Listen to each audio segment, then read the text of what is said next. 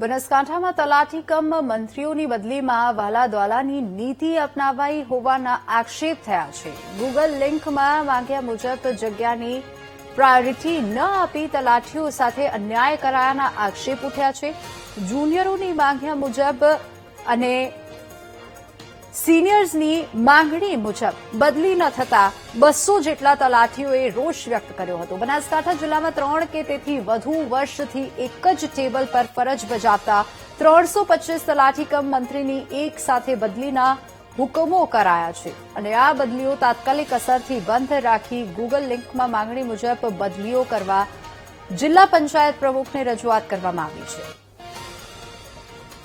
તલાટીઓની જુદા તાલુકામાં બદલીઓ કરવામાં આવી, જેની અગાઉથી અમારી જોડે ગૂગલ લિંક ભરવામાં આવેલી હતી, પણ ગૂગલ લિંક ભરેલું હોવા છતાં એના મુજબ બદલીઓ થયેલ નથી।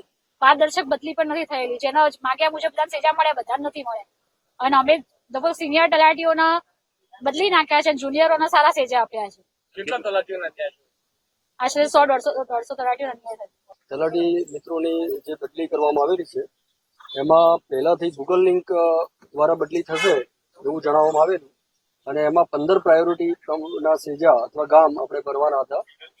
એ પ્રમાણે બદલી ના કરતા વહીવટી તંત્ર દ્વારા અમારા 150 થી 200 માણસોને અન્યાય થયેલો છે અને સિનિયર માણસોને માગ્યા મુજબના ગામ મળ્યા નથી અને જુનિયર માણસોને એમના માગણી મુજબના